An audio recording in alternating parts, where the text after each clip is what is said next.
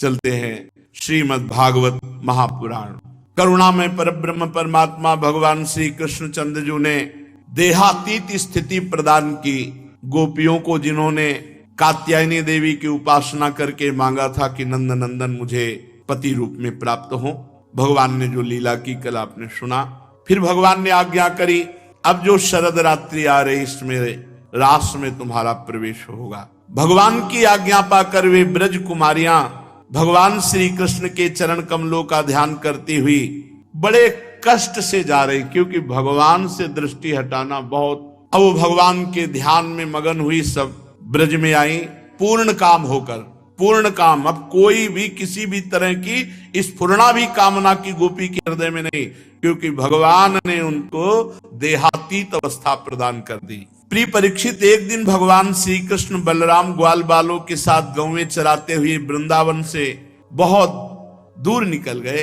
ग्रीष्म ऋतु थी, सूर्य की किरणें बहुत ही प्रखर हो रही थी, परंतु घने घने वृक्ष भगवान श्री कृष्ण के ऊपर छत्ते का काम कर रहे थे। भगवान श्री कृष्ण ने वृक्षों को छाया करते देख स्तोक, कृष्ण, अंशु, श्रीदामा, सुबल, अर्जुन, विशाल, ऋषभ, तेजस्वी, देवप्रस्थ और वरुथव आदि अपने नित्य सखाओं को संबोधन कर कहा, मेरे प्यारे मित्रों, देखो देखो ये वृक्ष वृंदावन के कितने भाग्यवान हैं। इन वृक्षों का सारा जीवन केवल दूसरों की भलाई करने के लिए ही है। स्वयं तो हवा के झोंके, वर्षा, धूप, ओले, पाला सब सहते हैं, परंतु हम लोगों की ये सदैव रक्षा करते हैं। मैं तो कहता हूं कि वृंदावन के इन वृक्षों का जीवन सबसे श्रेष्ठ है, क्योंकि इनके द्वारा सब प्राणियों को सहारा मिलता है, प्राणियों का जीवन निर्वाह होता है। जैसे किसी सज्जन पुरुष के घर से कोई याचक खाली हाथ नहीं लौटता, ऐसे ही इन वृंदावन के वृक्षों के समीप आने वाला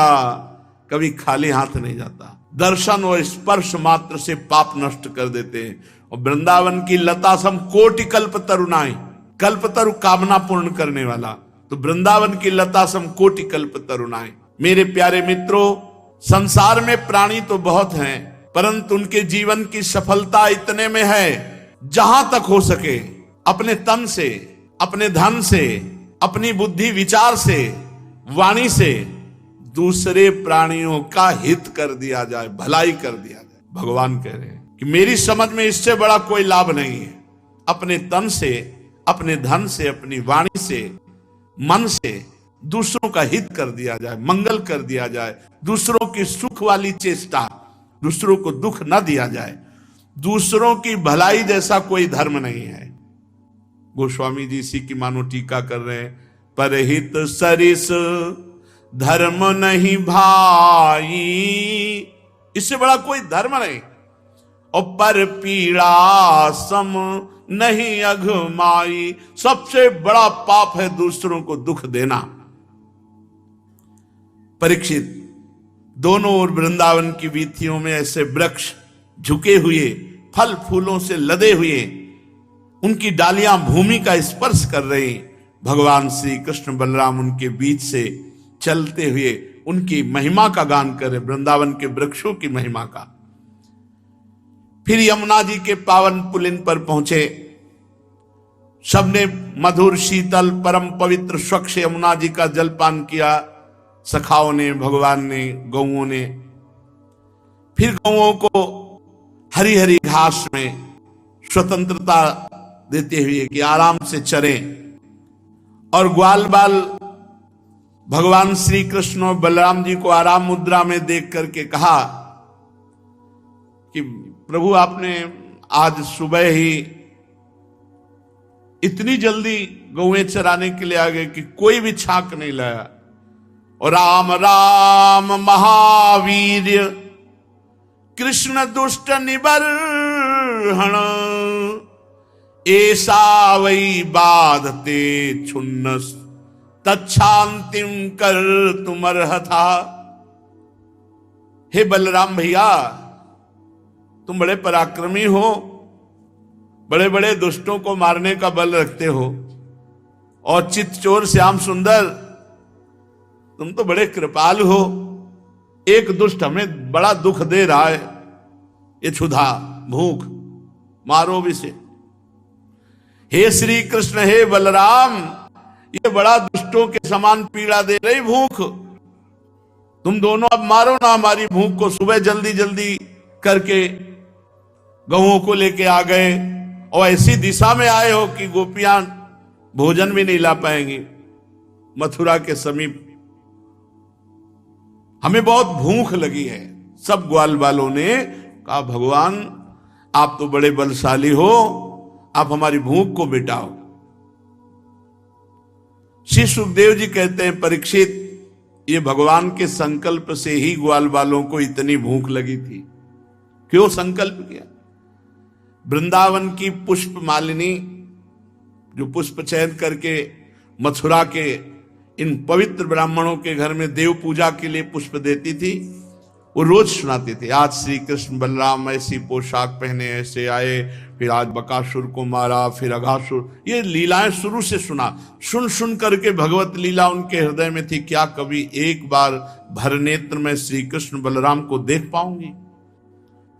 सुन सुनकर, केवल कथा सुनकर भगवत प्राप्ति, केवल कथा सुनकर। परीक्षित, जब ग्वाल बालों ने देवकी नंदन भगवान श्री कृष्ण से और रोहिणी नंदन बलराम जी से प्रार्थना की, तब उन्होंने मथुरा की अपनी ब्राह्मण भक्त पत्नियों पर अनुग्रह करने के लिए बात कही। मेरे प्यारे मित्रों, यहां बहुत ध्यान से देखने की बात है। इस चरित्र को सुनने से आपको पता लगेगा कि भगवान की प्राप्ति भगवान की कृपा से होती है। और भगवान की कृपा उसी के ऊपर उतरती है जो भगवान का नाम जप करता है, भगवान की लीला कथा सुनता गाता है। पक्का समझ लीजिए। अब आप देखेंगे जब ब्राह्मण अपनी बात कहेंगे कि मैं कौन हूं, तब वो बताते हैं मेरा साधना क्या है, और भगवान से विमुख है। और ब्राह्मण पत्नियां केवल भगवान की कथा सुनकर भगवान का स्मरण करके ये भगवत साक्षात्कार करेंगी। भगवान ने कहा मेरे प्यारे मित्रों, यहां से थोड़ी ही दूर पर वेदवादी ब्राह्मण स्वर्ग की कामना से आंगिरस नामक यज्ञ कर रहे हैं। तुम सब उनकी यज्ञशाला में जाओ। और ऐसे नहीं कि जाके कह दो कि भोजन दे दो, पहले दंडवत करना, फिर उनसे कहना कि श्री कृष्ण और बलराम आए हुए हैं और उनको भूख लगी, सखाओं के साथ है, कुछ भोजन दे दीजिए, जाओ मांग लाओ। तत्र गत्वोदनम गोपा याचितास्मद्विसर्जिता कीर्तयन्तो भगवत आर्यस्येमं चाभिधाम इत्यादिष्टा भगवता गत्वा याचन्त ते तथा कृतांजलिपुटा विप्रान् दंडवत् पतिता भुवि। हे भूमि देवाः शृणुतु कृष्णस्यादेश कारिणः प्राप्तान् जानीत भद्रं वो गोपान्नो रामनोदितान्। गोपगण गए और जैसा भगवान ने कहा था उनकी यज्ञशाला में जाके देखा ब्राह्मणों को दूर से जय हो महाराज साष्टांग दंडवत और हाथ जोड़कर कहा कृतांजलि पुटा विप्रान। पृथ्वी के मूर्तिमान देवताओं ब्राह्मणों, ऐसा है जो त्रिकाल संध्या करता है, सदैव पवित्र रहता है, अधर्म आचरण नहीं करता, तो उस ब्रह्म तेज के सामने कोई तेज नहीं है। अब कलयुग का प्रभाव चल गया है, सब अपने अपने धर्म से नीचे उतर रहे हैं। भोग प्रधान बुद्धि है, अर्थ प्रधान बुद्धि, अब धर्म प्रधान बुद्धि किसी बिरले में रह गई है। त्रिकाल संध्या करता हो, सत्यवादी हो, धर्म से चलता हो, किसी का प्रतिग्रह व्यर्थ प्रतिग्रह न लेता हो, अपने अनुष्ठान के अनुसार ही लेता हो सत्य प्रतिग्रह, और यज्ञोपवीत लेके ऐसे बोल दे, अगर तत्काल लागू ना हो जाए तो बताना। तत्काल, ये हम अनुभव की बात कहते हैं। पर ब्रह्म ही तेज नष्ट, अगर एक बूंद शराब जवान में चली गई तो ब्रह्म तेज नष्ट हो गया। एक आहार एक ग्रास अभक्ष पदार्थ चल तो ब्रह्म तेज नष्ट हो जाएगा। ब्रह्म तेज संपन्न बड़े बड़े चक्रवर्ती सम्राट कांपते थे, फटे कपड़े पहने हैं, छड़ी हाथ में और वेद बगल में लिए हुए हैं, देख करके बड़े बड़े चक्रवर्ती सम्राट खड़े हो जाते थे। पर समझ कलिकाल है, धर्म का त्याग होता चला जा रहा है। दैवाधीनम जगत सर्वे मंत्राधीनम देवता ते मंत्रा ब्राह्मणाधीनम तस्मात् ब्राह्मण देवता। दैव के अधीन समस्त चराचर जगत है, देवताओं के अधीन। देवता मंत्र के अधीन है, मंत्र ब्राह्मणों के, वो सिद्ध मंत्रवेत्ता। अब जब अपनी धरा पर नहीं तो फिर सब बिगड़ जाता है। भगवान के नित्य सखा भगवान के स्वरूप है। क्या कह रहे हैं? हे पृथ्वी के मूर्तिमान देवता ब्राह्मणों, आपसे निवेदन है कि हम ब्रज के ग्वाले हैं। भगवान श्री कृष्ण और बलराम जी की आज्ञा से हम आपके पास आए हैं, आप हमारी बात सुन लीजिए। भगवान बलराम और श्री कृष्ण गौवें चराते हुए यहां थोड़ी ही दूर पर हैं। उनको भूख लगी है। यज्ञ भोक्ता भगवान स्वयं मंगा रहे हैं, लेकिन भगवान की भक्ति रहित होने के कारण इनका सब कुछ व्यर्थ है। वे चाहते हैं कि आप लोग थोड़ा सा भोजन दे दीजिए। ब्राह्मणों, आप धर्म का मर्म जानने वाले हैं। क्या धर्म है? अगर यज्ञ हो रही है और कोई मांगने आया तो खाली नहीं जाने देना चाहिए। ये यज्ञ का धर्म है। जैसे महाराज बलि की यज्ञ में भगवान वामन गए तो वहीं से यज्ञ रुक के पहले ही मांगने वाले की पूर्ति। जैसे जन्मेजय सर्वपृष्टि यज्ञ करें, आस्तिक मुनि गए तो उसी आहुति की तो बंद हो गई यज्ञ और देना पड़ा। यज्ञ में का धर्म का मर्म है कि अगर कोई भी भिक्षुक आता है तो पहले उसको संतुष्ट करो, तभी यज्ञ पूरी मानी जाएगी। तो यज्ञ के धर्म का मर्म जानने वाले आप हमको कुछ भोजन दे दीजिए, हम भोजन मांगने आए।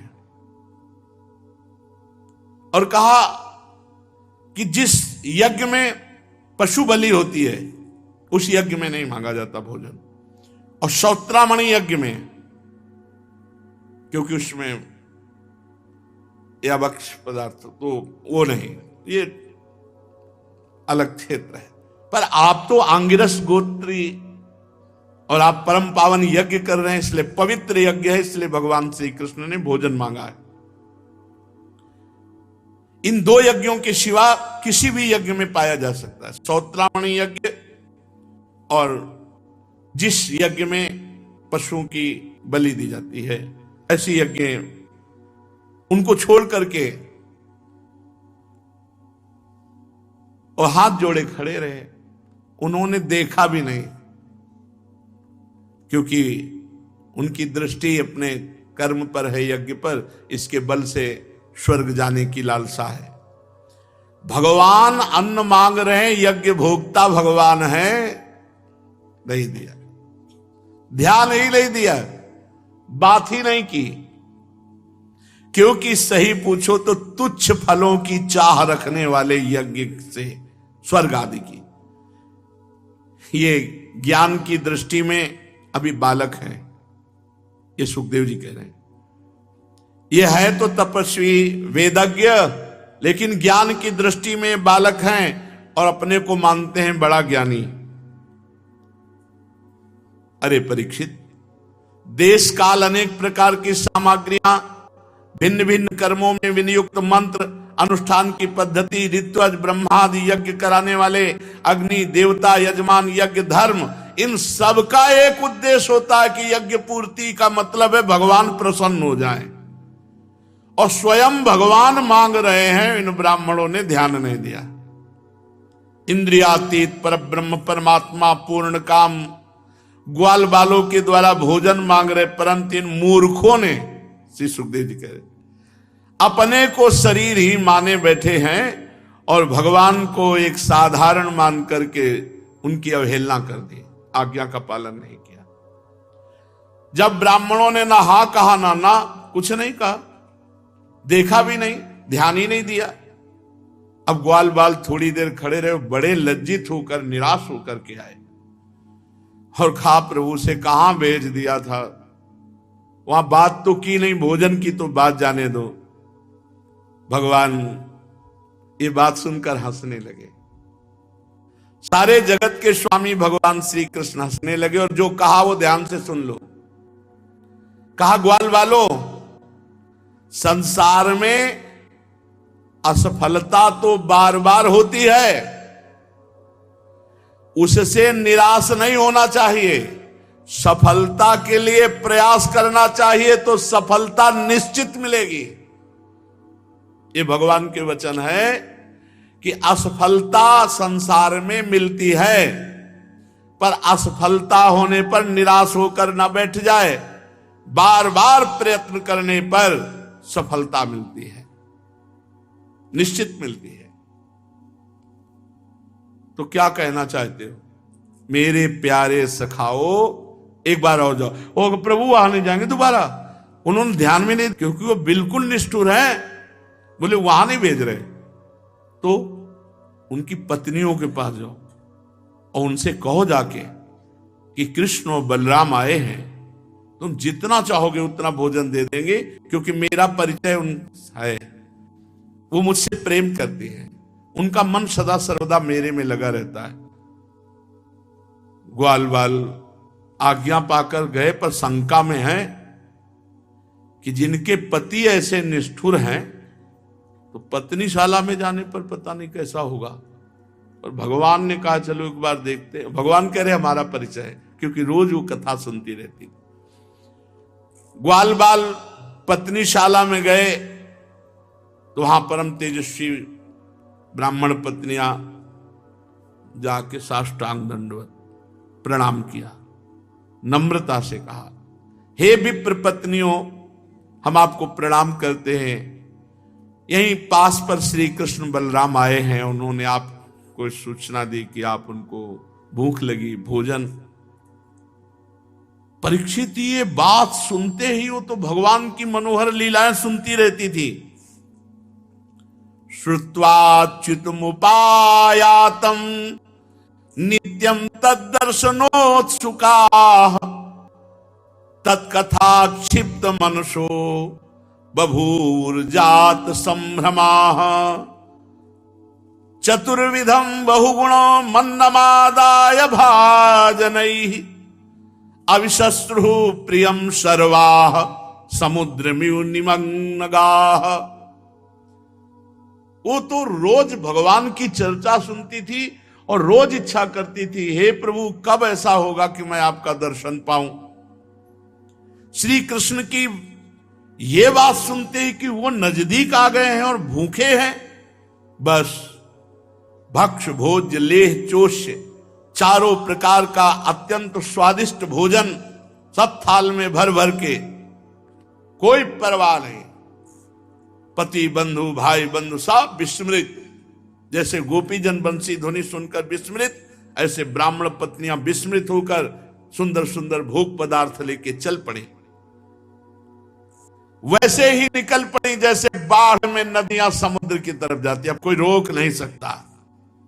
प्रीति न काहू की कान विचारे, मार्ग अपमार्ग विथकित मन को अनुसरत निवारे। ज्यो सरिता सावन जल उमगत सन्मुख सिंधु सिधारे, ज्यो नादहि मन दिए कुरंगन प्रगट पारथी मारे। अपना हृदय तो पहले ही न्यौछावर कर चुकी थी ब्राह्मण पत्नियां, भगवान के लीला गुण माधुर्य को सुन सुनकर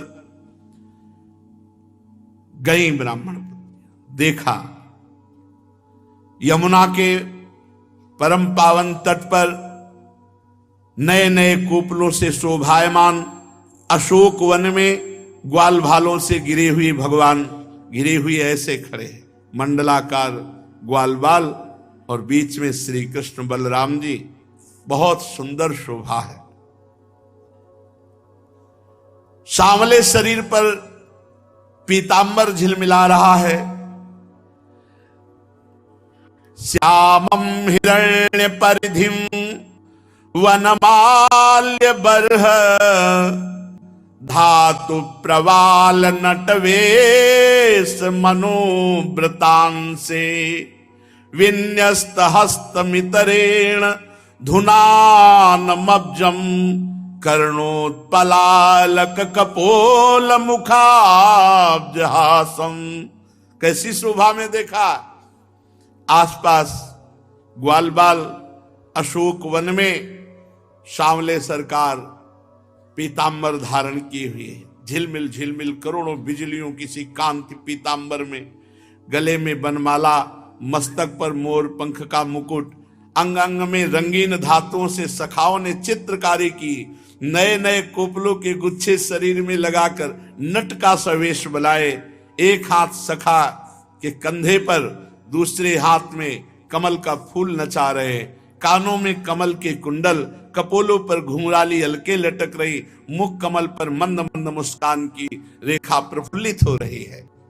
परीक्षित, अभी तक तो केवल रूप माधुरी, गुण माधुरी, महिमा भगवान की सुनी थी, आज अपने नेत्रों से रूप का दर्शन किया।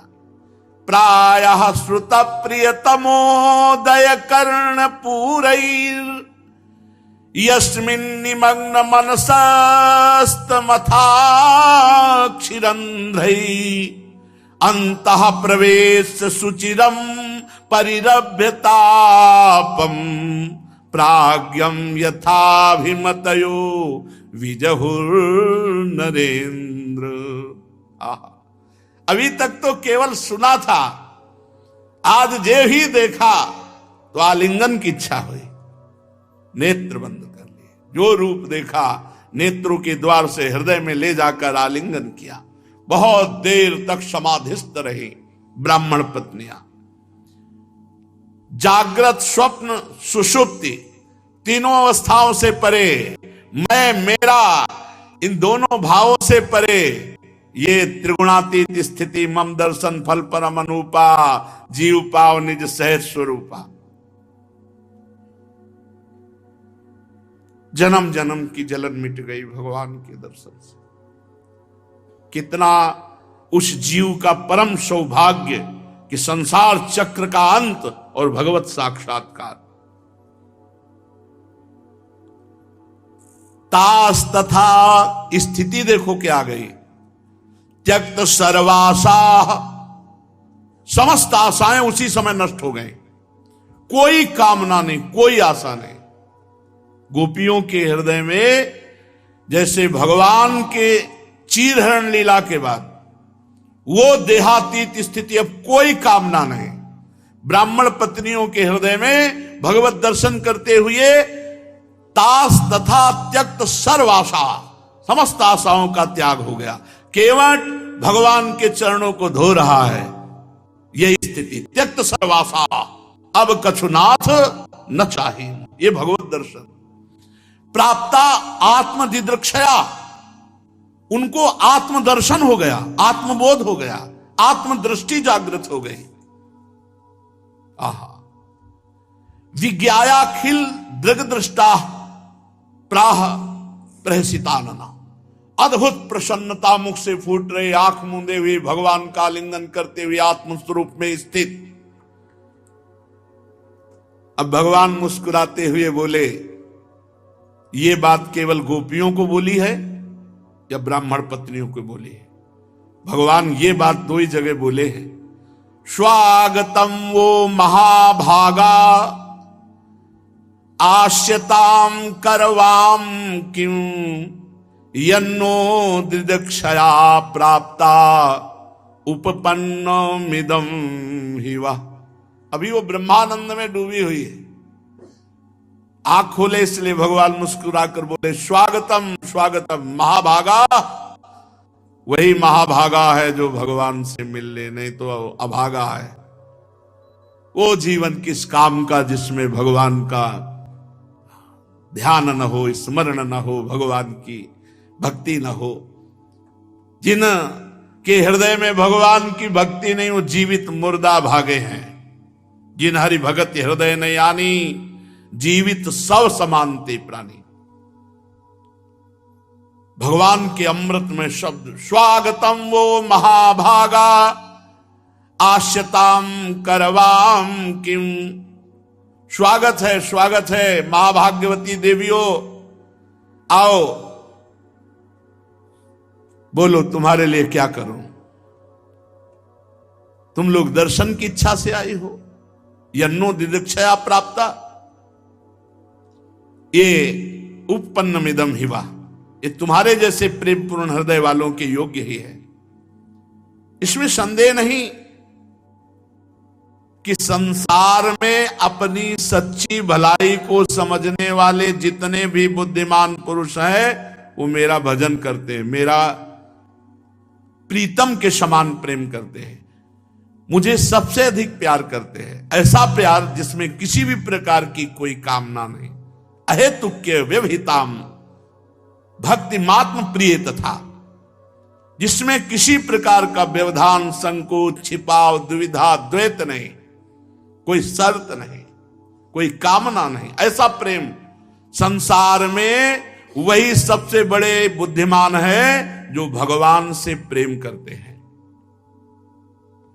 प्राण बुद्धि मना स्वात्मो दारा पत्य धनादय यत् संपर्कात् प्रिया आसंस ततः कौन्व परः प्रियः। प्राण बुद्धि मन शरीर स्वजन स्त्री पुत्र धन आदि संसार की सभी वस्तुएं जिसके लिए जिसकी सन्निधि से प्रिय लगती हैं वो मैं हूं, आत्मा हूं, परमात्मा हूं। कैसे? पुत्र बहुत प्रिय है और भगवान उसके अंदर से निकल गए तो शरीर को जला दिया जाता है। स्त्री बहुत प्रिय, भगवान आत्मा रूप से अंतर ध्यान हो गए, उसके शरीर को जला दिया। तो जो भी प्रिय है अपना या पराया वो भगवान को लेकर है। मुझ श्री कृष्ण से बढ़कर कोई प्यारा नहीं हो सकता। इसलिए तद यात देव यजनम पतयो यो दुजातयः स्वसत्रम पारिष्यन्ति युष्माभिर गृह मेधिना। मैं अभी आपके द्वारा लाया हुआ भोग पाता हूं और तुम सब मेरा दर्शन कर चुके। जाओ, क्योंकि तुम्हारे पति यज्ञ कर रहे हैं, बिना पत्नी के यज्ञ पूर्ण नहीं होती, इसलिए तुम जाकर के अपने पतियों की यज्ञ को पूर्ण करो। ब्राह्मण पत्नियों ने कहा, अंतर्यामी श्याम सुंदर। अंतर्यामी शब्द इसलिए कि सबके हृदय की जानते हो। मैवं विभुर्हति भवान गदितुम न संसं सत्यं कुरुष्व निगमं तव पादमूलम् प्राप्ता वयं तुलसीदाम पदावसृष्टं केसरिनिवोढुमतिलंग समस्त बंधून् गृह्णन्ति नो न पतयः पितरौ सुता वा न भ्रात बंधु सुहृदः कुत एव चान्ये तस्मात् भवत् प्रपदयोः पतितात्मनां नो नान्या भवेत् गतिररिन्दं तद्विधेहि। ब्राह्मण पत्नियों ने कहा, अंतर्यामी श्याम सुंदर, आप ये कह रहे हैं कि वापस चली जाओ? ये बात तो निष्ठुरता से पूर्ण है।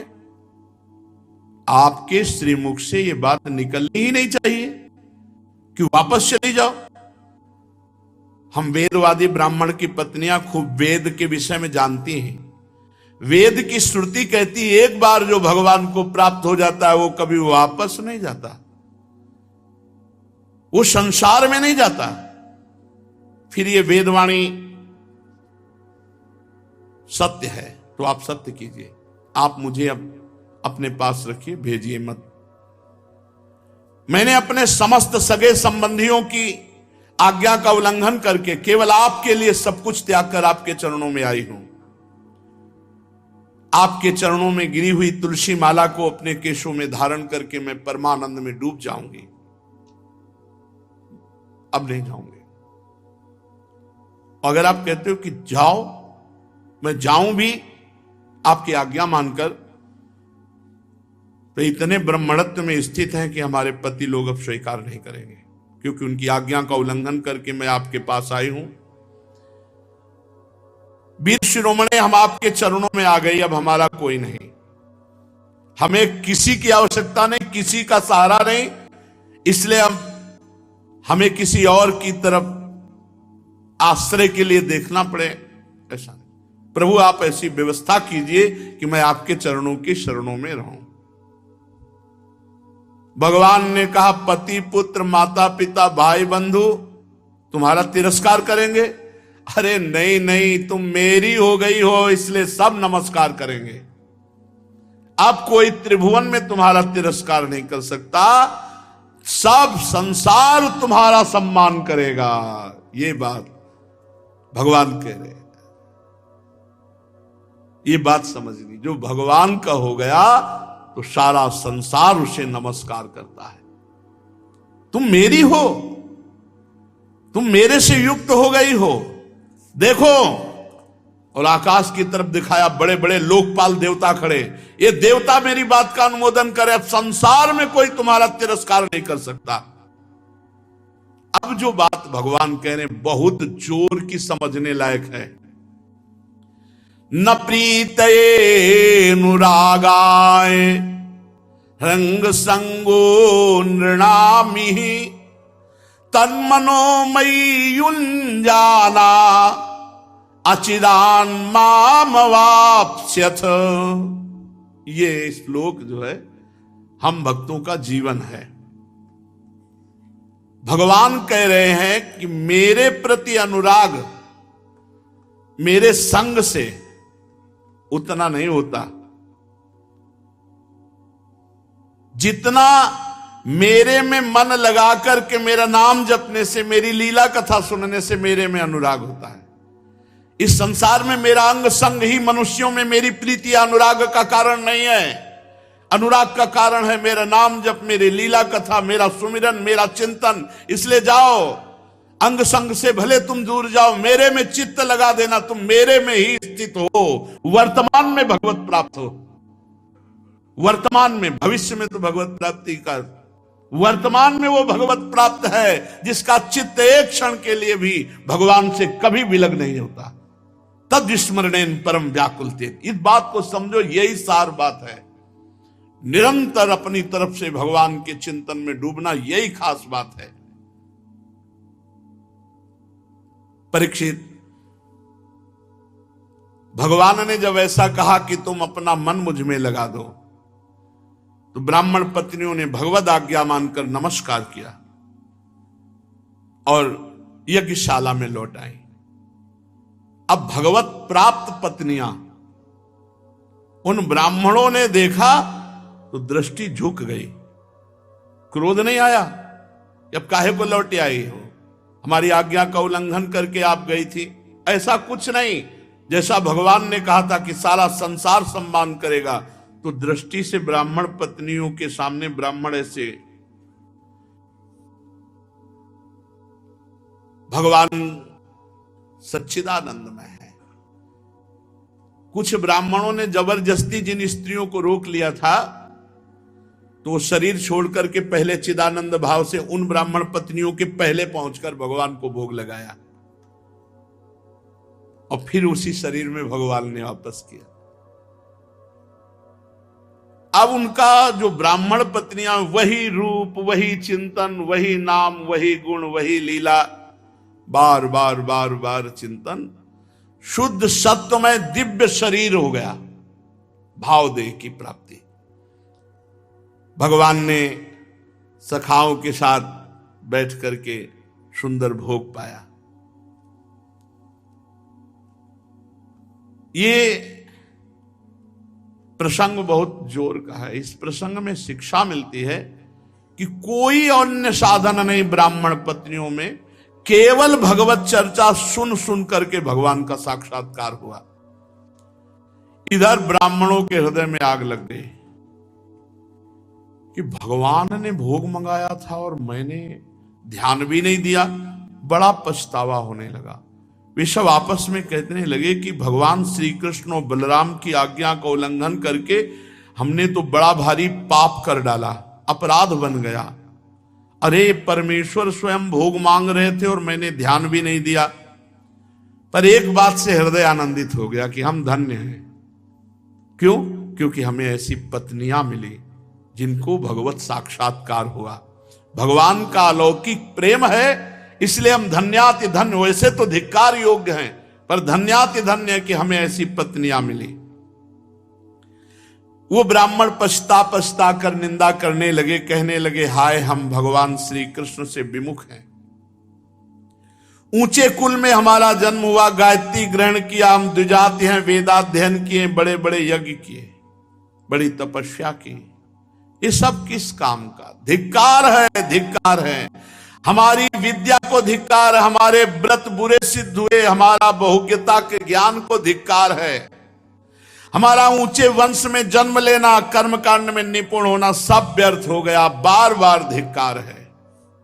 निश्चय भगवान की माया जो बड़े बड़े योगियों को मोहित कर लेती है, उसी माया से हम मोहित हो गए, तभी तो कहलाते हैं मनुष्यों के गुरु और ब्राह्मण, परंतु हम अपने स्वार्थ और परमार्थ से बिल्कुल नीचे गिरे हुए हैं।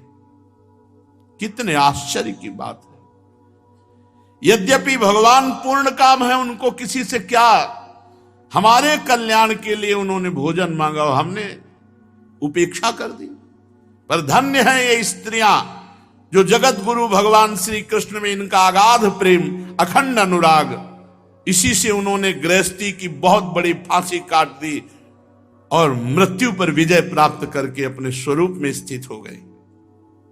देखो, मेरी पत्नियों ने ना तो द्विजाति योगी यज्ञोपवीत धारण किया, ना गायत्री अनुष्ठान किया, न तपस्या की, न कोई संस्कार, ना गुरुकुल में निवास किया, ना इन्होंने कोई आत्मा अनात्मा का ज्ञान प्राप्त किया। अरे केवल भगवत चर्चा सुन करके योगेश्वरों के भी ईश्वर पुण्य कुर्ती भगवान श्री कृष्ण में इतना प्रेम इनका, और इनको भगवत साक्षात्कार हो गया। और हमने अपने संस्कार किए, गुरुकुल में निवास किया, तपस्या की, आत्मानुसंधान किया, पवित्रता का निर्वाह किया, अच्छे अच्छे कर्म किए, बड़े बड़े यज्ञ किए, पर सब व्यर्थ हो गया क्योंकि भगवान के चरणों में हमारा प्रेम नहीं।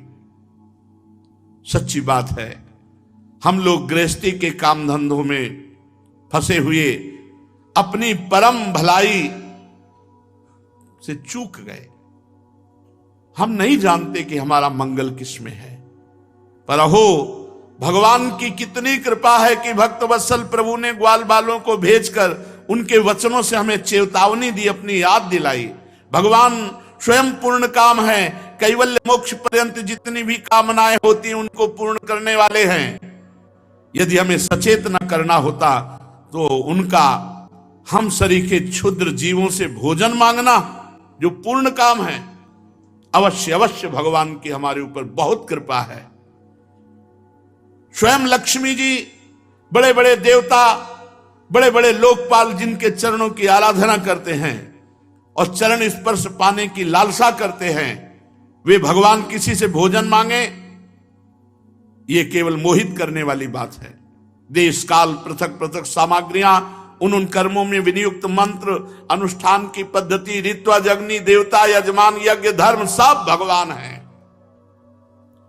वही भगवान योगेश्वरों के भी ईश्वर भगवान श्री कृष्ण के रूप में यदुवंशियों में अवतीर्ण हुई, ये बात हमने सुन रखी थी, परंतु हमारी बुद्धि मारी गई, हम पहचान न सके और भगवान की अवज्ञा कर दी। फिर भी हम धन्याति धन्य हैं, अहोभाग्य है, क्योंकि हमको ऐसी भक्त पत्नियां प्राप्त हुई। उनकी भक्ति से हमारी बुद्धि भी भगवान श्री कृष्ण के अविचल प्रेम से युक्त हो गई है। हे प्रभु, हे श्री कृष्ण, आप अचिंत्य एवं अनंत ऐश्वर्यों के स्वामी हैं। हे श्री कृष्ण, आपका ज्ञान अबाध है। हे श्री कृष्ण, आपकी ही माया से हमारी बुद्धि मोहित हो रही है और हम कर्मों के पचड़े में भटक रहे हैं। हे श्री कृष्ण, आपको नमस्कार है। वे आदि पुरुषोत्तम भगवान श्री कृष्ण हमारे इस अपराध को क्षमा करें, क्योंकि हमारी बुद्धि उनकी माया से मोहित हो रही है। हम उनके प्रभाव को न जानने वाले अज्ञानी जन हैं। परीक्षित, उन ब्राह्मणों ने भगवान श्री कृष्ण की अवज्ञा की थी, अतः अपराध की स्मृति से बड़ा पश्चाताप हुआ और वो तुरंत दर्शन के लिए इसलिए नहीं जा पाए कि उन्हें कंस का भय था कि अगर कंस सुनेगा कि उनके दर्शन के लिए गए तो वो हमें मार डालेगा। इस भय से वो वहां नहीं गए। अब अगला प्रसंग गिरिराज महाराज का है। प्रभु इंद्र के यज्ञ का निवारण करके गिरिराज जी का पूजन कराते हैं। इंद्र नाराज होता है, वर्षा करता है, भगवान गिरिराज जी को धारण करके समस्त ब्रजवासियों की रक्षा करते हैं। शेष चर्चा आगे। श्री राधा वल्लभ लाल की।